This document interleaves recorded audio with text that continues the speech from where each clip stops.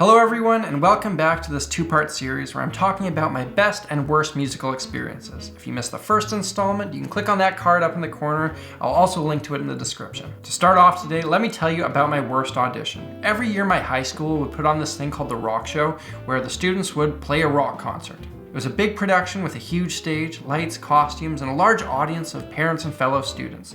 Well, after a year of playing guitar, I figured I was ready for it and put my name down to audition. When it was my turn, I plopped myself down in the hot seat, plugged in my Squire Strat, and proceeded to play AC/DC's TNT. Now keep in mind, this song is just the same three chords repeated over and over until the chorus, where the same chords are played again in a different order. I didn't learn the solo or the melody, I just repeated these two sections again and again and again until the teacher in charge finally cut me off. He then asked me if I knew how to play bar chords. I had never heard of these things, so I played an open G. He asked me to try again, so I played a power chord. Nope.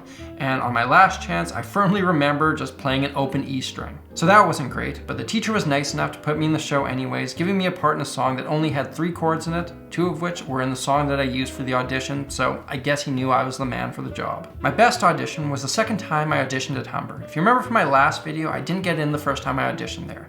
Instead, I was waitlisted and accepted into a program that better prepared you for that 4-year degree. It was a year-long thing, and I went into it determined to get the most from it. I probably practiced more that year than any other time in my life. When audition time came around again, I was feeling pretty good about it since I'd already been through the process once. I'd also gotten to know the guy who was auditioning me over the last year, so that definitely helped with the nerves too. The audition itself went as good as it possibly could have gone. I walked out of the room without any doubt in my head that I was going to get into the degree program, which I did. Next up, I'll do my best and worst personal interactions through music. The worst is pretty obvious. My band had been hired to play my friend's 18th birthday party.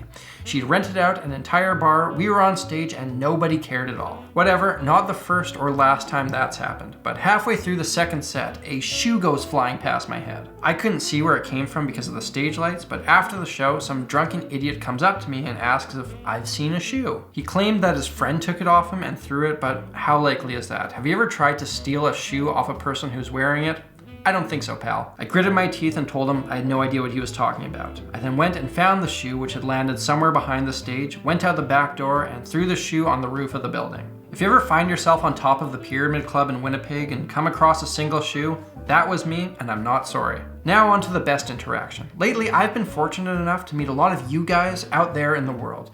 Those experiences have been nothing but amazing, but my best personal interaction comes long before I ever started doing YouTube. When I was doing my degree, my summer job was playing guitar at a long-term care hospital.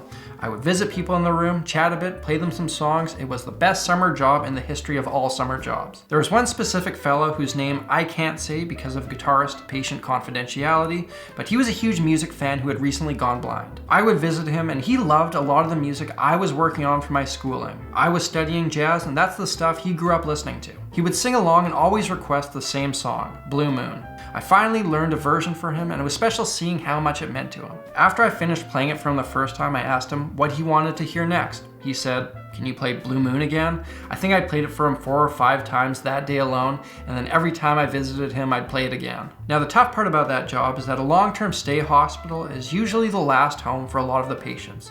So a lot of people that you get to know pass away. It's the nature of the gig. I ran into this fellow's wife a year or 2 after he passed. She recognized me right away and told me how much my music had meant to her husband.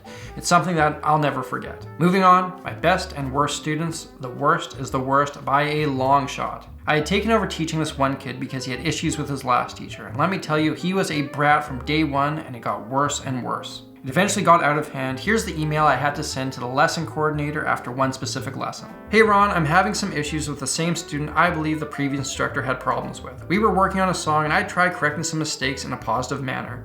However, he totally shut down and was visibly upset for the rest of the lesson. Wouldn't speak to me, just kind of threw a silent temper tantrum. I talked with his mom after and told her what happened. The student has had an attitude issue since we started. If this continues next week, I don't think I can continue teaching him. Music is supposed to be fun, and I feel I bring a lot of positivity and joy to my lessons. Dealing with what I had to deal with this week on a weekly basis is not something I'm willing to do." The coordinator told me he would speak to the mom and to give the kid one more chance. Okay, fine. So the next week, the student sits down, refuses to take out his guitar, refuses to speak, refuses to even acknowledge that I exist. After a couple minutes of this, I went out to the mom and asked her to tell her son to get up and leave because we wouldn't be continuing lessons anymore. It quickly became apparent to me that the mom had been taking parenting lessons from Cartman's mom on South Park. The kid started screaming and crying and refused to budge while the mom gently consoled him. Now, I ain't having any of this, so I say in a stern voice, "I'm calling mall security, you two need to get it together, get up, and get going." I start dialing them up and he starts obeying his mom in a hurry. I'm willing to bet this is the first taste of discipline he ever received. Classic case of trash parenting producing a trash child. Now on to my best students. Historically, I've had to teach in order to pay the bills. As my career has progressed though, I've been able to phase that out. However, there are still two guys I teach. I'm sure they're watching this video, so shout out to you, Kevin and Darren. They're two middle-aged dudes who picked up the guitar a couple years ago as something they could do to bro down together. They knew my YouTube channel and so they reached out to me to see if I wanted to teach them. Every week now we meet up at one of the guys' houses and do an hour-long lesson, though I usually lose track of time and we end up going way over. Their love of music is obvious and they put in the effort. Most of the time.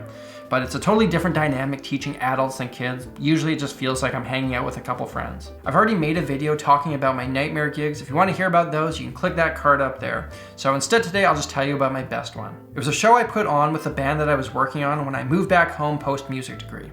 There were a lot of hurdles getting that band going, but finally, after a couple of years, we had a single recorded and this show booked. I hustled like crazy, selling tickets to everyone I knew and got about 300 people packed into a small theater here. It was an awesome show. There's a special vibe when you're playing to a full room of your friends and family. And I've got to say, our introduction was among the best things that I've orchestrated. I'd recorded a video, which I'll link to in the description, where we were playing a song using beer bottles that came on soon after the lights went down. As this played, we all got in place, and after the first chorus, the stage lights went on and the band took over for the next section. The whole night was a massive success on every front, even considering the band broke up not long after. And lastly, I'll tell you about my best and worst moments in music in general. There is one low moment that specifically stands out. The band I just mentioned was really all I had going when I moved back home after college. I had no money, no job, and was a bit broken up from a past relationship. My everything was going into making this band happen. One of the things we needed was money, and to get that, musicians in Canada will often resort to government grants. We've got a lot of money set aside to support the arts up here, which is a pretty cool thing about this country.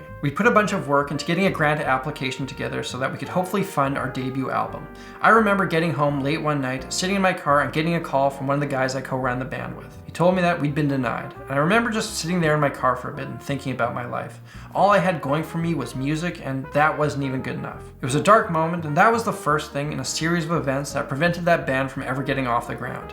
But it also set into effect my next project. Which brings me to my best moment in music so far. In December of 2014, I released a video where I played Don't Fear the Reaper entirely using iPad apps. It went to the front page of Reddit, I got some shoutouts from a bunch of cool places, I even did some spots for the local news, but more importantly, it validated what I was working on. It was early in my YouTubing, I had very few subscribers, but I was putting a lot of effort into this purely because I believed that I could turn it into something. This was the tangible proof that I was going in the right direction. It was the first time I'd seen any real success like this, and really, it was the thing I'd been working towards and dreaming of since I picked up guitar at age 13. And I specifically remember one moment. After years upon years of pouring a lot of effort into music, I took a breath and said to myself, I think everything's gonna be okay. So those are my best and worst musical moments. I hope you guys enjoyed this little mini series, and if you want to share with me some of your best and worst moments, please do so. I always like reading what you guys have to say. A very big thank you to everyone who throughout the years has supported my channel through Patreon. You guys have been critical in helping me get where I am today. And to everyone who watches my videos, from those of you who are tuning in for the first time to the people who watch regularly,